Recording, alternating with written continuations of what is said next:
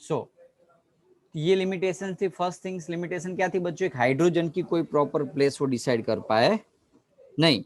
Okay, this is the actual main limitations of any type of periodic table, right. कोई भी periodic table हो, चाहे वो modern periodic table हो या मेंडलीफ हो, दोनों के अंदर ये प्रॉब्लम्स थी। क्या?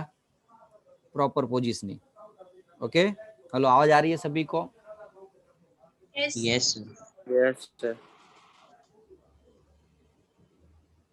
एक मिनट हो बच्चों। चलो, सेकंड क्या है? Isotopes were discovered long after Mendel have proposed this periodic classification of elements. Okay, दूसरी प्रॉपर्टी मैं आपको एकदम अच्छे से समझा देता हूँ, समझो।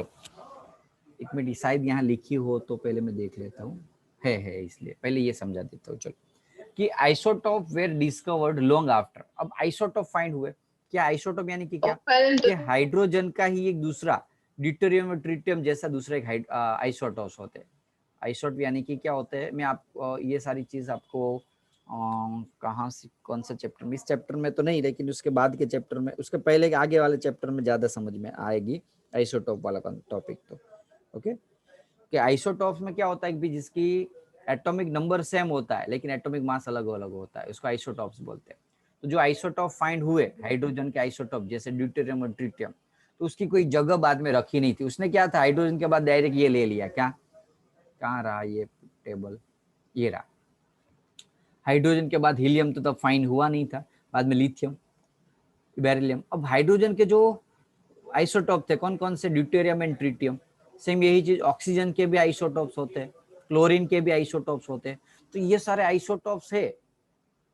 आइसोटोप यानी कि समझ लो जुड़वा, जैसे एलिमेंट्स है ना उसके जुड़वा। भाई समझ में आया बच्चों?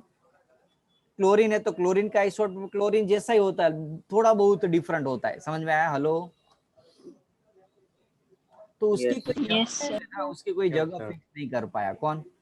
मेंडलीफ। लिखा है कि isotope all elements pose the challenge to Mendeleev, क्योंकि उसने तो ऐसा कुछ सोचा ही नहीं था कि भाई ऐसा कुछ बाद में मिलेगा आइसोटोप्स के बारे में। तो ये सबसे बड़ा एक उसका लिमिटेशन था। क्या? आइसोटोप। पहला लिमिटेशन क्या था बच्चों? एक हाइड्रोजन के बारे में। दूसरा लिमिटेशन आइसोटोप के बारे में। देखो ऐसे है ना, ऐसे याद रखो, कोई भी चीज उसको याद रखनी हो ना तो ये फटाफट से याद रह जाती है। हाइड्रोजन एक टर्म्स में याद रखो, बाद में अपने हिसाब से उसका सेंटेंस बना दो। ओके, तो ये आइसोटॉप्स का हुआ। उसके बाद सबसे बड़ा प्रॉब्लम था कि atomic mass do not increase in a regular manner in going from one elements to next. जो एटॉमिक मास था वो रेगुलर मैनर में इंक्रीज हो रहा नहीं था बच्चों। एटॉमिक मास रेगुलर मैनर में इंक्रीज नहीं हो रहा था। ये सबसे बड़ा क्या था? एक लिमिटेशन था। किसका बच्चों? Hello, Mendeleev. ओके, जो असेंडिंग ऑर्डर में अरेंज होना चाहिए। जैसे कैसे, मैं आपको समझा रहा हूँ, स्टेटमेंट समझा रहा हूँ। समझो, एक ये कलर चेंज कर देता हूँ पहले, ये स्टेटमेंट समझा रहा हूँ। समझ लो, हाइड्रोजन का एटॉमिक मास कितना है बच्चों? 1। हीलियम का 4। लिथियम का 6। बेरिलियम का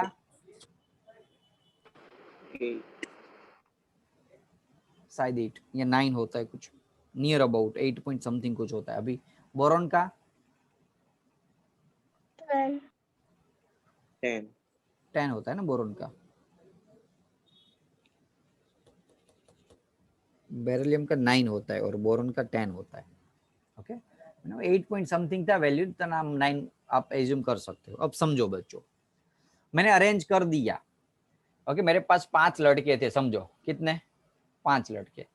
पहला छोटा वाला लड़के को पहले अरेंज किया, बाद में दूसरी जगह जो दूसरी बेंचेस थे उसमें इसको अरेंज किया, तीसरी सीट के अंदर इसको अरेंज किया, चौथे के अंदर बाद में 5, ऐसे नंबर दे दिया उसको सभी को। यानी ये तो नंबर था एटॉमिक मास, इसको अरेंज कर दिया। अब कोई नया लड़का आएगा, समझ लो, मैंने तो एटॉमिक मासेस के बेसिस पे अरेंज किया है कि नहीं बच्चों? तो ऐसा क्या जरूरी है कि ये 1 और 4 के बीच में दूसरा कोई नहीं हो सकता? आ सकता है ना? सर हो सकता है। और कितने हो सकते हैं? देखो कितने नंबर हो सकते हैं बच्चों 1 और 4 के बीच में? 2 3 पुनः 2 3 नहीं, बहुत सारे हो सकते। ये तो जैसे मैंने ऐसे वैल्यू लिखी, 1.1 भी मास नहीं हो सकता। ऐसा जरूरी थोड़ा है कि 50 किलोग्राम और 52 किलोग्राम के बीच में खाली 51 किलोग्राम वाला ही हो। 50.1 वाला ही हो सकता है, 50.2 वाला भी हो सकता है, 50.3 वाला भी हो सकता है, ऐसे 51.2। समझ में आया? Hello sir. यस पॉइंट में भी हो सकता है ना, मास तो कुछ भी हो सकता है। मास तो जरूरी नहीं है कि रैंडम वैल्यू वही वैल्यू हो, मास कुछ भी हो सकता है। 1.1 1.2 1.3 से लेके 4 1। तो ये जो प्रॉब्लम्स था जैसे 4 और 6 के बीच में भी, तो ये दोनों एलिमेंट्स के बीच में यदि समझ लो जगह भी रखे वो, तो कितनी रखे वो थोड़ा पता चलेगा उसको, कितनी आएगी वो, क्योंकि रेगुलर मैनर में नहीं इंक्रीज हो रहा था। ऐसा नहीं था मास 1 मास खाली 1 1.1 1.2 ऐसा असेंडिंग नहीं था। ओके, इसकी वजह से ये सारी चीज पॉसिबल नहीं थी। यहाँ लिखा है कि it was not possible to predict how many elements could be discovered between the two elements. ये दो हाइड्रोजन और हीलियम के बीच में ऐसा हम नहीं बता सकते भी खाली 2 ही एलिमेंट्स आ सकते, कितने भी आ सकते, बहुत सारे आ सकते। Okay, infinite. तो इनफाइनाइट नंबर हो सकते। वैसा जरूरी नहीं कि हो गए, वैसे ही नहीं, हो ही नहीं सकते, लेकिन हो भी सकते हैं ना। 100% तो हम नहीं बता सकते भी दोनों के बीच में खाली 2 ही आएंगे या 1 ही आएगा या 4 ही आएगा या 10 ही आएगा, कुछ भी आ सकता है। ये सबसे बड़ा उसका लिमिटेशन थी। कौन सा? Atomic mass. समझ में आया? यही चीज यस सर। एटॉमिक मासेस के ऊपर अरेंजमेंट किया, वही सबसे बड़ा उसका लिमिटेशन था। बहुत सारे लिमिटेशन है, लेकिन ये मेन लिमिटेशन मैंने आपको अभी बताया बच्चों। Okay, hello yes yes sir ये रहा आपका मॉडर्न पीरियोडिक टेबल का सबसे बड़ा लिमिटेशन, और जिसकी वजह से ये जो मेंडलीव था वो क्या हो गया था बच्चों? फेल हुआ था। मेंडलीव फेल हुआ। ओके, फिर से रिपीट कर रहा हूँ सारे। पहला अचीवमेंट उसके बात करें तो एक तो उसने सेम प्रॉपर्टी वाले एलिमेंट्स को ग्रुप में अरेंज किया था। दूसरी बात करें तो उसने जगह रखी थी, प्रिडिक्शन किया था। ओके, प्रिडिक्शन भी प्रॉपर तरीके से किया था। ऐसा नहीं कि भी यहाँ उसने बताया ना कि भी इक्का बोरॉन, तो उसने कुछ प्रिडिक्शन किया हुआ था कि ये जो स्कैंडियम होगा या इक्का एल्यूमिनियम, तो जो गैलियम होगा वो जब फाइंड होगा उसका मास कितना होगा, उसका वेट कितना होगा, किस टाइप का होगा, कैसी प्रॉपर्टी होगी, ये सब कुछ उसने प्रिडिक्ट किया था बच्चों। तो अच्छा प्रिडिक्शन है ना भाई, हमें पता तो चला फाइंड करने में भी क्या फाइंड करना है और कैसा होगा ये सब कुछ। अदरवाइज हम फाइंड कैसे करते उस एलिमेंट्स को? इसने कुछ प्रिडिक्शन दिया था, इसलिए हम एलिमेंट्स को फाइंड कर पाए। इसने क्या दिया था समझ लो, मैं एग्जांपल फॉर ये टेक्स्ट बुक में दिया हुआ है कि भाई इक्का एल्यूमिनियम है, उसका प्रिडिक्शन उसने ऐसा कुछ दिया था कि इक्का एल्यूमिनियम जो होगा उसका एटॉमिक मास 68 होगा। क्या होगा? 68। और ऑक्सीजन के साथ वो ऐसे अरेंजमेंट होगा, समझ लो उसको ई अल्फाबेट से कुछ नाम दिया था इक्का के, E2O3।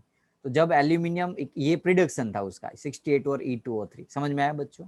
यहाँ ई की जगह कोई भी एलिमेंट्स आएगा, ऑक्सीजन के साथ ऐसे ही वो क्या करेगा? बॉन्ड बनाएगा।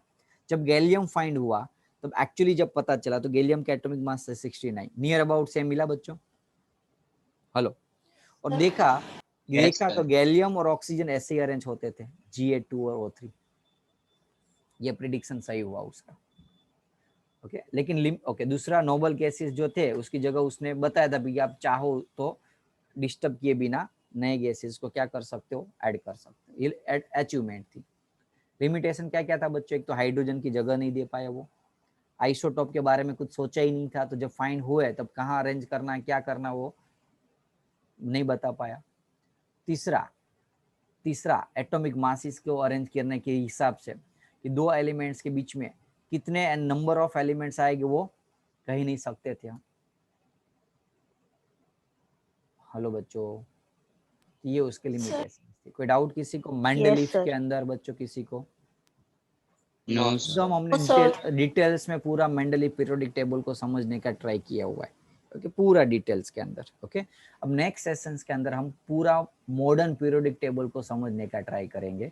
ओके, मैं आपको वो पूरा मॉडर्न पीरियोडिक टेबल को याद रखने के लिए जो शॉर्टकट हिंट है वो भी नेक्स्ट सेशंस के अंदर दिखाऊंगा, या तो यदि उसका वीडियोस मैंने रिकॉर्ड किया होगा तो उसको रिकॉर्डिंग लेक्चर्स भी भेज दूंगा बच्चों। ओके, वो पूरी की पूरी ट्रिक है वो हम नेक्स्ट सेशन में सिखाऊंगा बच्चों। अभी टाइम नहीं, अदरवाइज आज ही समझा देता। ओके, चलो रखो बच्चों आज। सर कल किसकी टेस्ट है? कल होती है टेस्ट आपकी Wednesday? Yes, sir. Yes, sir. Yes, sir.